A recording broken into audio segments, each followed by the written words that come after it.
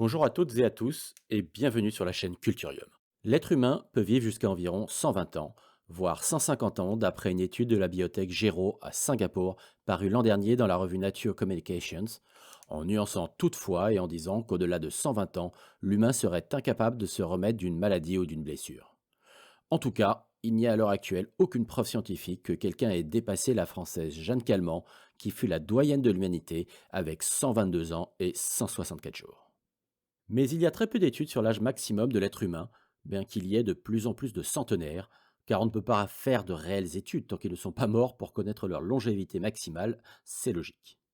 On parle plutôt d'espérance de vie à la naissance, et si l'on regarde ce graphique de l'Institut national d'études démographiques français, l'INED, on voit, si l'on occulte les phénomènes de guerre, qu'en 100 ans, nous sommes passés en moyenne de 45 ans à 85 ans d'espérance de vie, ce qui est considérable et à mettre sur le compte des conditions de vie et de la médecine.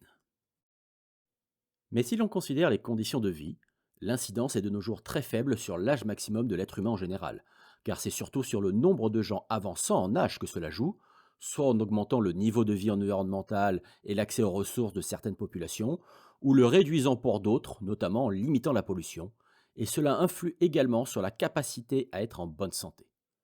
Sans oublier que les centenaires de maintenant ont vécu à une époque où les conditions étaient bien plus rudes que maintenant. Et c'est donc, à condition de vie identique, surtout sur la médecine et la science qu'il va falloir compter pour améliorer le fait d'être en bonne santé de plus en plus vieux, mais surtout, en ce qui nous concerne dans cette vidéo, à augmenter la longévité, et c'est pourquoi depuis quelques jours on parle de Jeff Bezos, le fondateur d'Amazon et de la start-up Altos Labs, dont le but est de pouvoir trouver comment atteindre l'immortalité.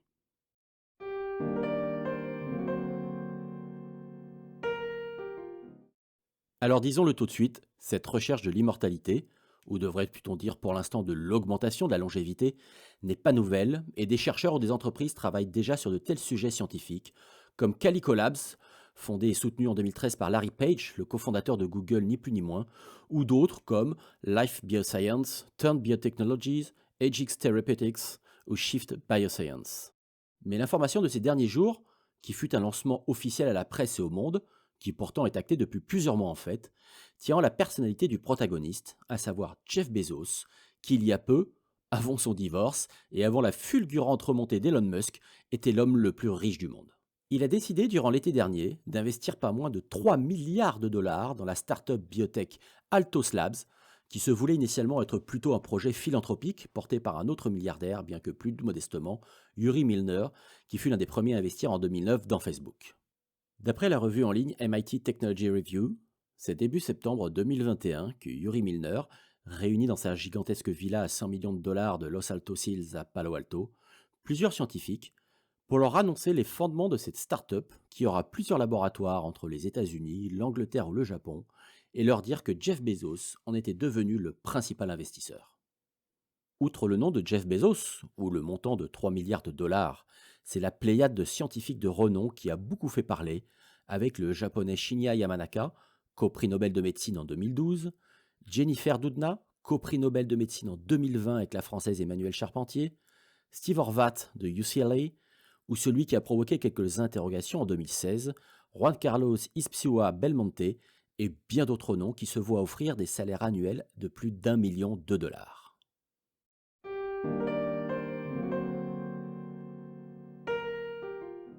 Avant de parler des aspects scientifiques d'Altos Labs que nous aborderons dans la troisième partie de cette vidéo, je me suis dit qu'il serait bien de parler de longévité dans le monde réel qui nous entoure sans intervention d'une quelconque médecine. Alors on a dit quelques mots sur l'âge maximum que l'être humain peut atteindre, mais attachons-nous tout d'abord à voir ce qu'il en est dans le règne animal, mais aussi dans le règne végétal que nous côtoyons tous les jours. Alors attention, nous allons parler de longévité maximum moyenne. N'allez pas me trouver, me reprendre sur le fait que telle ou telle espèce vit en fait une semaine de plus que ce que je vous aurais dit et que l'on aurait retrouvé au fin fond d'un gouffre dans une région reculée du Costa Rica. Quand on demande quel est l'animal qui vit le plus longtemps, la première réponse qui ressort en général est la tortue géante des Galapagos, qui pourrait vivre jusqu'à 200 ans, et qu'une en captivité, Ariette, a pu vivre jusqu'à 176 ans. Mais on pourrait citer aussi un homard, qui aurait été âgé de 140 ans aux États-Unis, la fameuse praire d'Islande, dont une, la prénommée Ming, est morte aux alentours de 500 ans. Plus près de nous, car c'est un mammifère, la baleine boréale, pourrait, elle, vivre jusqu'à 200 ans, ou le requin du Groenland, dont l'âge s'estime en fonction de sa longueur, et qui pourrait alors atteindre les 500 ans. Mais dans le monde animal, la championne toute catégorie est la méduse, et en particulier la Turritopsis nutricula, qui a la particularité de pouvoir retourner à l'état embryonnaire pour refaire un cycle de vie et donc, sur le papier et dans des conditions optimales de nourriture et de non-prédation, être immortelle. Alors finalement, mis à part quelques espèces championnes, nous devons nous estimer très très heureux, car parmi les 1 120 000 espèces animales recensées, alors qu'elles sont estimées à près de 10 millions dans une étude parue dans la revue PLOS Biology, nous figurons parmi les espèces vivant le plus longtemps. Et comme on l'a vu, la longévité n'est absolument pas liée à la notion de taille. Et dans le bas du classement, on trouve les espèces qui n'ont pas de chance, comme celle qui porte le mieux son nom, l'éphémère, qui bien qu'étant apparue il y a environ 300 millions d'années, ne vit que quelques heures une fois que sa larve a éclos. Regardons un peu maintenant de le règne végétal, pour une fois encore voir que ce n'est pas la taille qui fait que l'on vit plus ou moins longtemps, et qui, bien que ce ne soient pas nos cousins, sont quand même des êtres vivants et donc composés de cellules. En France, le chêne de la ville d'Allouville, en Haute-Normandie, est âgé d'environ 1200 ans. Le séquoia géant Général Sherman, en Californie, atteint lui les 2000 ans. Ou encore le fameux Jomonsugi, le plus vieux cèdre du Japon, qui se trouve sur l'île de Yakushima, et dont l'estimation la plus grande de son âge nous donne 7200 ans. Alors je ne suis pas encore allé sur cette île, mais j'ai fait avec 2 amis un périple de 3 semaines au Japon, dont j'ai tiré 19 vidéos que vous pouvez aller voir dans cette playlist qui va s'afficher en haut à droite, et où nous avons notamment, lors de notre 3e journée, visité le jardin-musée d'un des plus grands maîtres bonsaï du Japon et croisé des spécimens de plus de 1000 ans ou des butures de l'un des arbres parasols qui a survécu au bombardement d'Hiroshima dans une autre vidéo. Mais fort de ces chiffres de longévité, ce qui est important maintenant pour extrapoler sur celle des humains, c'est de voir quels sont les mécanismes qui permettent à certains d'avoir une aussi grande longévité, et c'est ce que nous allons aborder dans la 3e partie.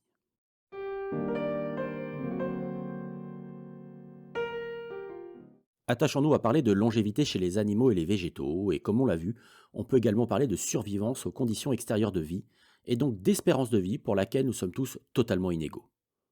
On sait par exemple, comme je viens d'en parler précédemment, que certains végétaux ou animaux peuvent survivre à des doses élevées de radiation nucléaire, le plus connu des animaux étant le scorpion, et cette résistance aux conditions est un des mécanismes de la longévité. On sait que dans des centaines de millions d'années, la Terre sera absorbée par le Soleil. Mais à mon avis, notre belle planète devra faire face à bien d'autres soucis d'ici là, mais ce n'est pas le propos de cette vidéo. Mais on sait que l'être humain, lui, ne pourra pas vivre dans un environnement où la température serait de 50 degrés en permanence, contrairement à d'autres formes de vie. Et en particulier, vous en avez sans doute entendu parler, pour les plus âgés d'entre vous, vous l'avez peut-être découvert dans une émission d'Ushuaïa, et pour les plus jeunes, dans la superproduction Marvel Ant-Man, ce petit être que l'on surnomme l'ourson d'eau, et qui s'appelle le tardigrade. D'une longueur entre 1/10 et 1 mm, ces minuscules animaux possèdent leur propre embranchement dans la classification des espèces vivantes, c'est pour dire à quel point ils sont particuliers. La raison pour laquelle ils sont connus est donc leur adaptabilité à toutes les conditions de vie, car ils peuvent résister à la congélation quasiment au zéro absolu, à moins 272 degrés pendant quelques jours, ou aux températures de plus de 150 degrés à la dessiccation, aux radiations cosmiques, aux rayons X, aux altitudes himalayennes, aux profondeurs des fosses marines, au vide spatial, au choc, bien que les experts, suite au crash sur la Lune de la sonde Bereshit en avril 2019, estiment qu'ils ne devraient pas avoir survécu à la chaleur de l'explosion. Mais parmi les tardigrades, seuls les tardigrades de terre ont toutes ces capacités extrêmes, et leur mécanisme de survie est appelé cryptobiose, un peu comme l'hibernation mais puissance 1000, car ils se placent dans un état de stase qui peut durer des dizaines d'années et ne se réactiver que lorsque les conditions le permettront. Mais in fine, ce n'est pas vraiment de l'immortalité puisqu'il ne fait que fragmenter sa durée de vie, qui n'est en fait que de 1 à 3 ans. On peut également citer, pour le même type de mécanisme, cet être qui a beaucoup fait parler de lui il y a quelques mois, grâce à notre astronaute Thomas Pesquet, et dont les plus âgés d'entre vous auront déjà entendu parler dans un film de 1988, un film d'horreur. Oui, vous l'avez reconnu, c'est le Blob. Cet être unicellulaire totalement étrange, qui n'est ni un animal, ni un végétal, ni un champignon, auquel pourtant il ressemble énormément, n'a pas de cerveau, mais peut apprendre de son environnement et transmettre des informations. Alors il n'est pas comme le tardigrade un champion de l'adaptabilité aux conditions extrêmes, mais possède également un mécanisme de mise en veille quand il revient à une forme appelée sclérote, mais qui lui par contre est bien plus évolué que celui du tardigrade, car il se réveille rajeuni, comme s'il venait de naître, et donc, dans des conditions favorables, est potentiellement immortel. D'ailleurs, on l'a vu dans la partie précédente que la méduse Turritopsis a le pouvoir de revenir elle aussi à un état antérieur, et donc de rajeunir ses cellules par un phénomène appelé transdifférenciation, et qui a été étudié sur cette méduse en 1996 par des chercheurs italiens, et en 2011, un chercheur japonais, Shin Kubota, a observé 10 cycles de rajeunissement sur cette méduse, qui est donc potentiellement immortelle, à moins qu'elle ne se fasse manger par une baleine. L'un des autres mécanismes de longévité, et qui est similaire à la renaissance du blob, peut se définir par le renouvellement cellulaire, c'est-à-dire cette capacité de se régénérer comme beaucoup d'entre nous ont déjà pu l'observer sur ce pauvre lézard qui, pour pouvoir s'échapper, va faire rompre une partie de sa queue qui repoussera par la suite et qui s'appelle l'autotomie chez les reptiles et les invertébrés. Mais ce mécanisme n'est pas parfait, car il est dit qu'il y a une limite au nombre de repousses, qu'il ne s'applique qu'à certains membres terminaux et que ces derniers ne repoussent pas d'une façon aussi optimale que le membre précédent. Ainsi, le renouvellement cellulaire infini n'existe pas vraiment, ou alors est-ce parce que nous n'avons pas encore pu l'observer? Car ne n'oublions pas, si l'on occulte les mathématiques, la science doit pouvoir être observable pour pouvoir corroborer des hypothèses. Et dans le renouvellement cellulaire, on pourrait inclure les êtres vivants fonctionnant sous forme de colonies, où des cellules meurent et d'autres les remplacent, comme les éponges, ou comme ce qui serait le plus vieil organisme végétal au monde, et que j'ai mis dans cette partie plutôt que dans la précédente, le pando, une colonie de peupliers faux-trembles dans l'Utah aux États-Unis, et qui serait âgée de 80 000 ans.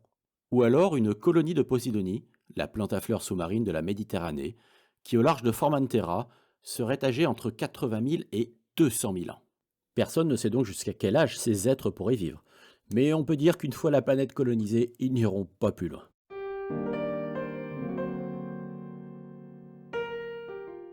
Attachons-nous dans cette dernière partie à voir sur quelles pistes planchent les scientifiques, quels sont leurs axes de recherche et leurs avancées, car Altos Labs est bien là pour faire avancer la recherche et bien que l'immortalité soit plutôt théorique, toute découverte dans ce domaine aura de toute façon des répercussions immédiates dans le traitement de certaines maladies à coup sûr. Jusqu'à présent, comme on en a parlé, les avancées scientifiques s'accordent à améliorer la santé pour que le plus de personnes possible puissent atteindre un âge avancé, avec les médicaments, les greffes d'organes et tout autre acte chirurgical tentant à guérir une maladie. Mais là, on parle d'une maladie très particulière, puisque c'est la seule que tous les êtres humains ont en commun, la mort. Finalement, tout va tourner autour de l'ADN et de la cellule, comme on l'a vu avec les animaux, végétaux ou autres espèces vivantes, ayant cette capacité de rajeunir ou de revenir à un état initial pour refaire un cycle de vie. Chez Altos Labs, la start-up majoritairement financée par Jeff Bezos, les scientifiques de renom sont par exemple les spécialistes des domaines suivants. Jennifer Doudna pour le ciseau moléculaire CRISPR-Cas9, avec la française Emmanuelle Charpentier qui ont donc eu le prix Nobel. Charpentier a découvert que pour manipuler les nucléotides A, T, G et C de l'ADN, qui déterminent en portant tous les gènes qui nous sommes et quelles sont nos caractéristiques, il fallait trois ingrédients que sont la Cas9, qui est en fait le nom donné à une enzyme dont le gène codant se trouve dans une sorte de bibliothèque dans laquelle certaines bactéries conservent un morceau de l'ADN des virus qui les ont attaqués, bibliothèque appelée CRISPR, et c'est grâce à ce mécanisme de défense que lorsque le même virus revient,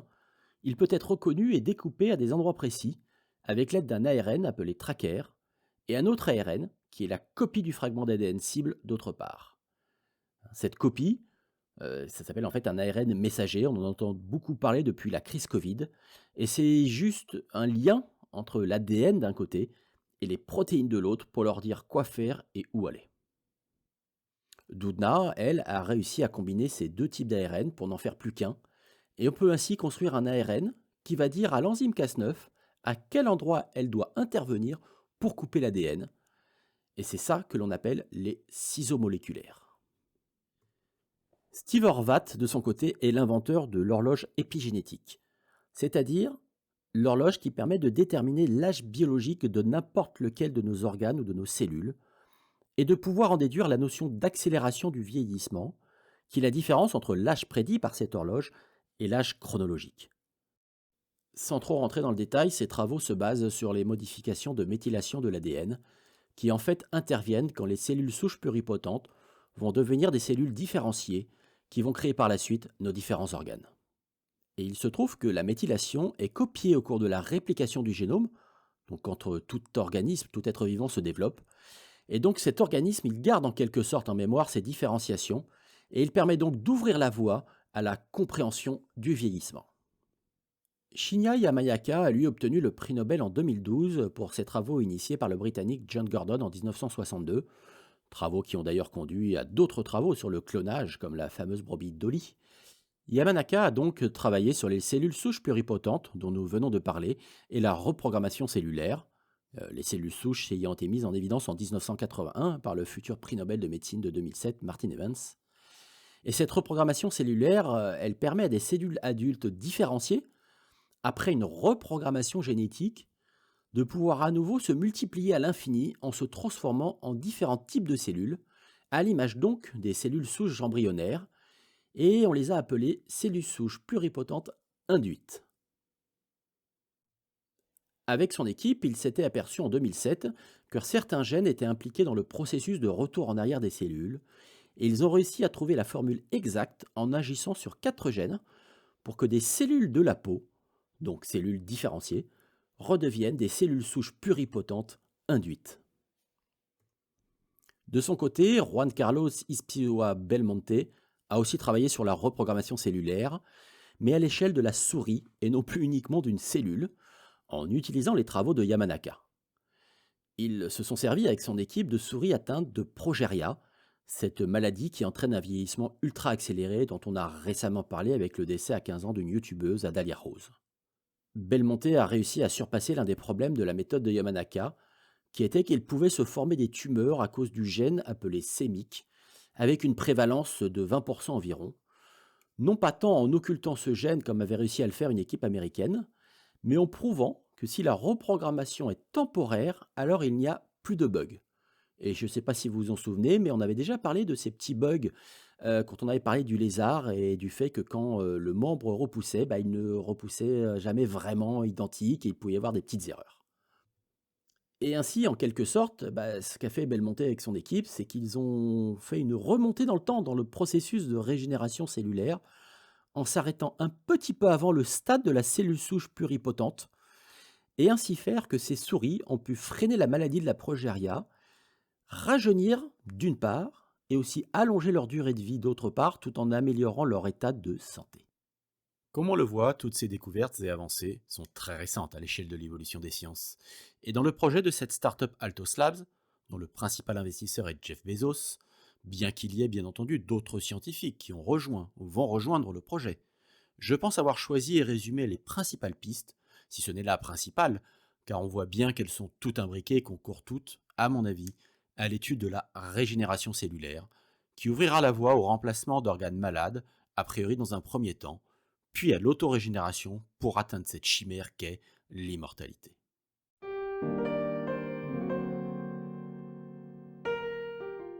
Alors, en guise de conclusion, je ne sais si et quand nous pourrons atteindre une réelle immortalité. Mais bien qu'il y a peu, on estimait l'âge limite maximum humain à 120 ans en excellente santé. Au vu de tout ce que l'on a vu sur les pistes scientifiques, cette limite va à coup sûr pouvoir augmenter. Mais, philosophiquement, doit-on espérer que l'immortalité soit salutaire ? À une époque où il y a 7,8 milliards d'habitants sur notre planète, que les prévisions sont de presque 10 milliards en 2050, que l'on parle de taux de fécondité ou de nombre d'enfants par femme pour renouveler une population dans un pays, si nous devenons immortels, alors toutes ces considérations seront obsolètes. Et c'est notre planète qui risque d'en pâtir, quand on sait qu'actuellement déjà nous n'avons pas assez de ressources pour tout le monde, et qu'en 2021, l'ONG américaine Global Footprint Network a estimé que le 29 juillet, l'humanité avait consommé toutes les ressources naturelles que la Terre pouvait produire en un an. Reste alors pour seule solution d'une part d'améliorer considérablement notre accès à l'eau et une alimentation durable et renouvelable, tout comme l'énergie, et d'autre part de trouver de nouvelles façons de se loger si tel était le cas. Alors imaginez des tours de plusieurs kilomètres de haut, ou creuser dans la terre, ou aller sous l'eau, c'est bien, mais au final, si on ajoute le fait que les ressources naturelles ne sont pas infinies, Tout cela n'est-il pas une volonté de pousser au plus vite à la conquête d'autres planètes et y installer tous ces futurs immortels, sachant que Jeff Bezos est sur les rails avec sa société Blue Origin qui a pour ambition, après avoir construit sa fusée, de construire une station spatiale, Orbital Reef, pour à terme envoyer des colonies humaines dans l'espace. Alors, vision et calcul à long terme de Jeff Bezos pour la conquête spatiale que cette quête de l'immortalité? Seuls ceux qui pourront bénéficier de l'éventuelle réussite de la société Altos Labs et devenir immortels pourront le savoir et surtout pourront répondre à l'autre grande question: sommes-nous seuls dans l'univers? Merci d'avoir regardé ma vidéo. N'hésitez pas à poster des commentaires pour me dire si vous aimeriez devenir immortel. Partagez la vidéo si vous l'avez appréciée. Et moi je vous dis à bientôt pour de nouvelles aventures et une nouvelle vidéo sur la chaîne Culturium.